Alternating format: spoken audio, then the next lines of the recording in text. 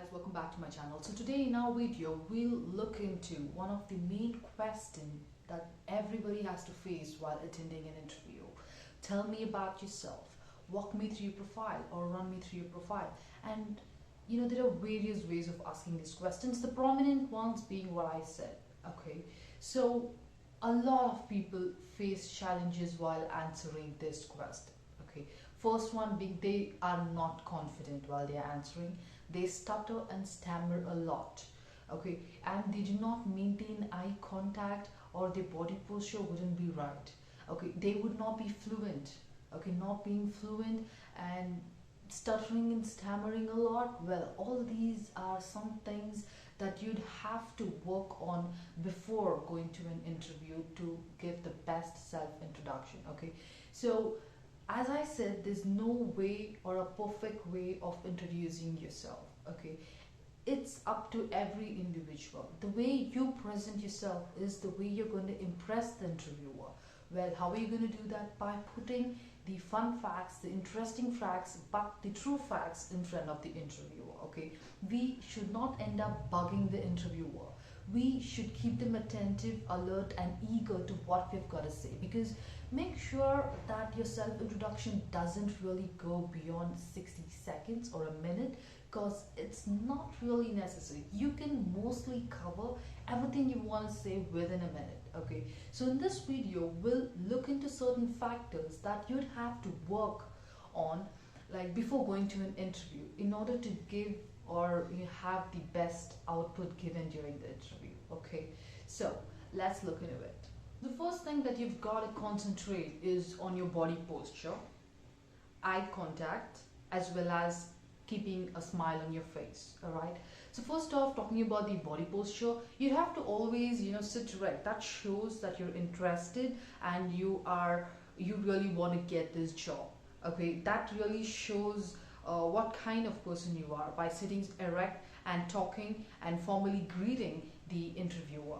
And next, coming to the eye contact, making an eye contact to the interviewer really gives you off a lot of advantages. Okay, you are making a connection with the interviewer while you make eye contact, while you talk about yourself or answering to any sort of questions that the interviewer shoots to you. You look at them and answer. Okay, that's how you create that bond or that connection with the interviewer, and you would also know that the interviewer is actually listening to what you've got to say.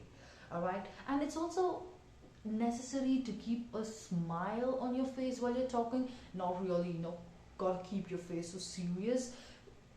Having a presentable face is also really necessary, right?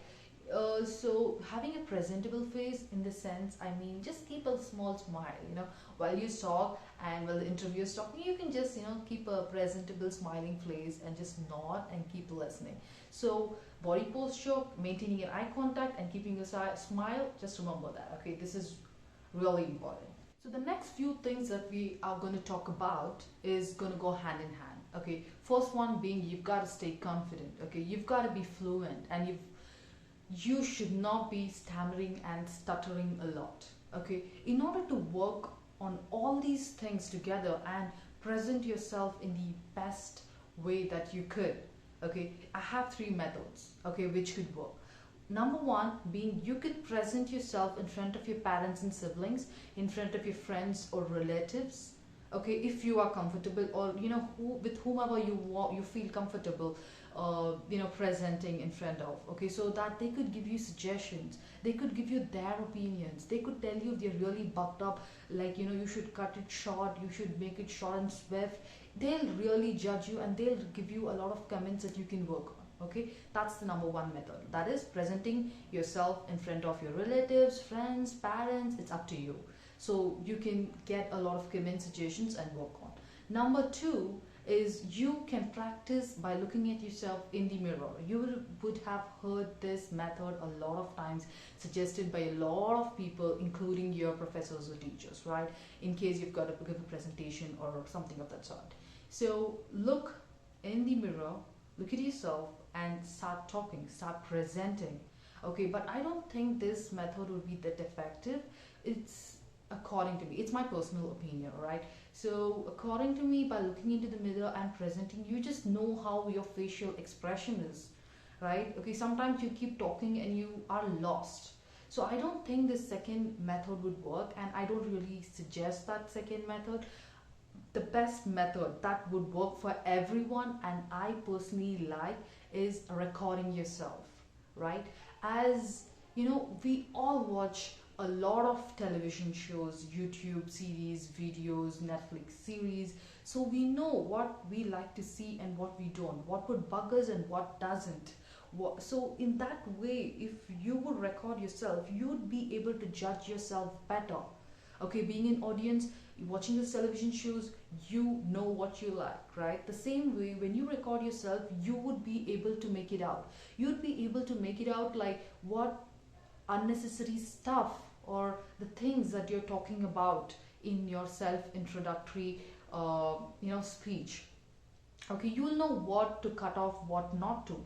You will know whether you're remaining confident or not. You would also know if you're stuttering or stammering a lot. You'll also get to know if you're fluent or not.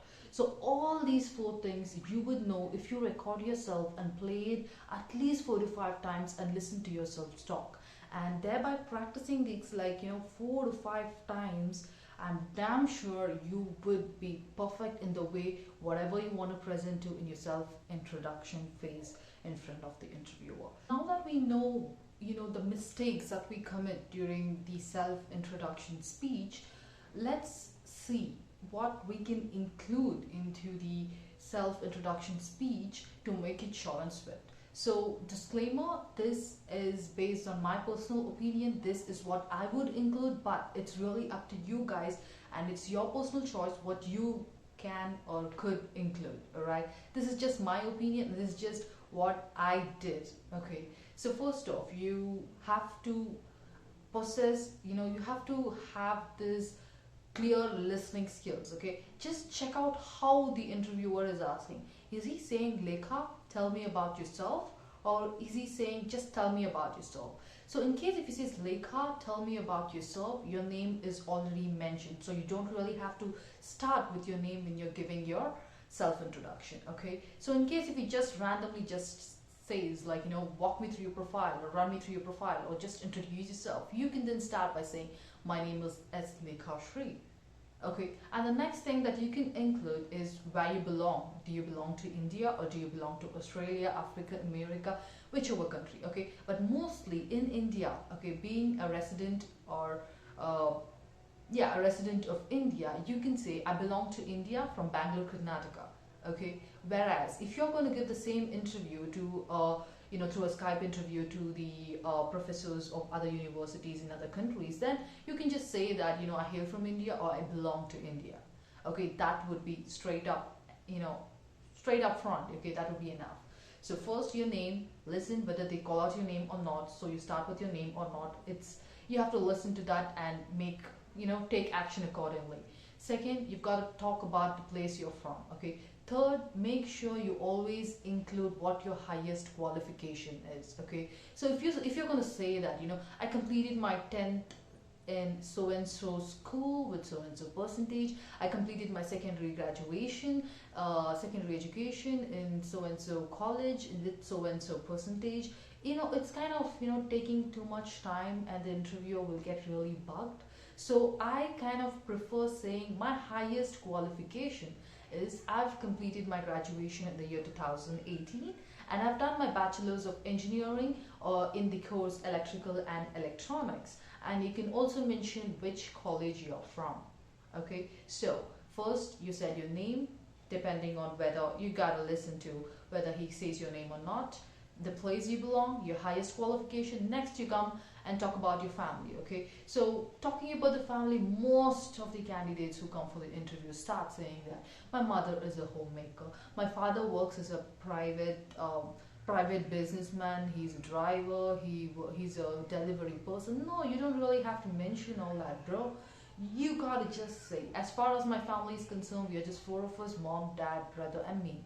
That's more than enough. That's it. Okay, because you are going for the interview. It's in self-introduction of yourself. You don't really have to tell their personal, the occupation or something, unless and until asked for, right?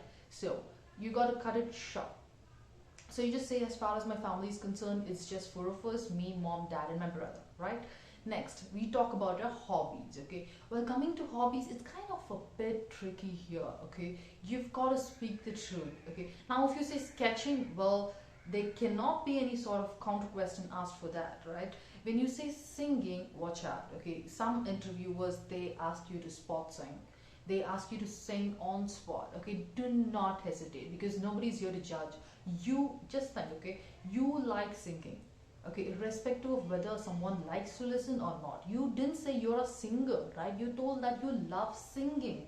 So basically, so when you sing, it's not really a problem if whether they like it or not. You just said you like singing, and that's your hobby, okay? So you're cool with it. Same goes with dancing as well, okay? So nobody's going to judge you. So they ask you to dance and you love dancing, please go ahead and just perform certain steps that you'd love to.